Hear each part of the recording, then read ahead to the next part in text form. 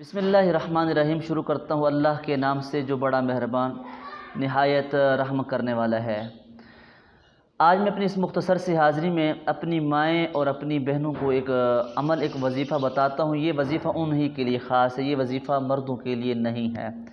اگر مرد حضرات بھی یہ وظیفہ کرنا چاہتے ہیں تو ان کے لیے یہ ہوگا کہ وہ اپنی کسی بہن کو، اپنی بیوی کو جو ہے نا یہ وظیفہ بتائیں، انشاءاللہ وہ کریں گی تو مردوں کو بھی فائدہ حاصل ہوگا۔ تو میری ماں اور میری بہنیں، آپ نے یہ تسبیح پڑھنی ہے جو ابھی میں آپ کو بتانے والا ہوں۔ جو بھی مشکل ہو، کوئی ایسا مسئلہ بن چکا ہے بہت باری جس کی وجہ سے آپ بڑی پریشان ہیں، تو یہ میری بتائی گئی تسبیح پڑھیں، انشاءاللہ العزیز اللہ تعالیٰ کی ذات سے امید ہے کہ آپ جلد ہی خوشی پائیں گے، آپ کا کام ہو جائے گا۔ تو کچھ دن پہلے مجھ سے جو ہے نا ایک بہن نے سوال کیا تھا کہ مجھے کوئی ایک تسبیح بتائیں کہ ہمارا جو بیٹا ہے نا وہ جیل میں ہے، اب وہ جیل سے رہا ہو جائے، ہمارے جو ہے نا ہم مقدمہ جیت جائے، ہماری جو ہے نا پیشی ہے۔ تو ان کو میں نے ایک عمل بتایا تھا، تو وہی عمل اس نے الحمدللہ کیا۔ اللہ پاک نے اپنے فضل اور احسان سے اسے آزادی عطا فرمائی۔ یہ بات نہ سمجھے کہ یہ کسی پیر یا فقیر کا کمال ہے، بھئی کمال کسی کا بھی نہیں ہے، کمال صرف اللہ تعالیٰ کی ذات کا ہے، فضل احسان صرف اللہ تعالیٰ کی ذات کا ہے۔ تو جو بھی کام ہو، رشتے کا مسئلہ ہے، اگر آپ کی بیٹیوں کے رشتے کا مسئلہ ہے، بیٹے کا رشتے کا مسئلہ ہے، جاب کا مسئلہ ہے، وہ اپنی حاجتیں آپ خود بہتر جانتی ہیں۔ میں کہتا ہوں جتنا بھی بڑا کام ہو، اٹکا ہوا کام ہو، تو یہ تسبیح ضرور پڑھیں۔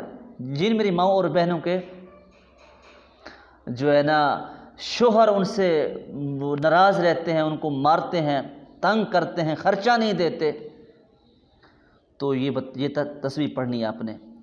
تو درود شریف پہلے پڑھ لیجئے، پھر تسبیح بتا دیتا ہوں، ٹھیک ہے نا؟ اپنے پیارے آخر نبی صلی اللہ علیہ وسلم پر درود پڑھ لیں، پھر آپ کو وہ تسبیح اس کا طریقہ بتا دیتا ہوں۔ اللہم صلی علی محمد وعلی آل محمد کما صلیت علی ابراہیم وعلی آل ابراہیم انک حمید مجید۔ اللہم بارک علی محمد وعلی آل محمد کما بارکت علی ابراہیم وعلی آل ابراہیم انک حمید مجید۔ تو میری مائیں اور بہنیں، آپ نے صبح کے وقت، صبح کی جب نماز ہو جاتی ہے، سورج طلوع ہونے سے پہلے یہ تسبیح پڑھنی ہے۔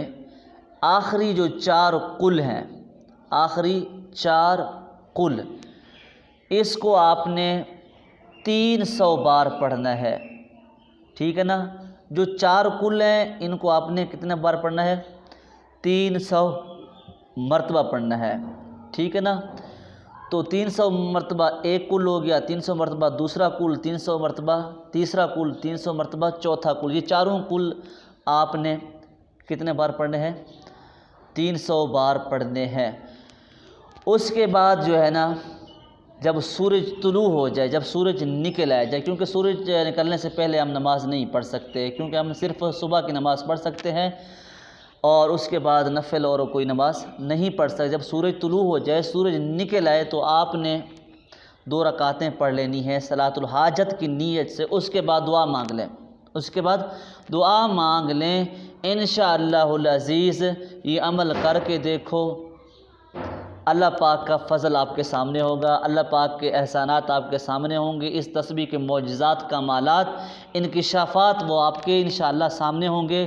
اللہ پاک سے دعا ہے اللہ پاک ہر مسلمان کو صحت عافیت کے ساتھ رکھے، آمین ثم آمین۔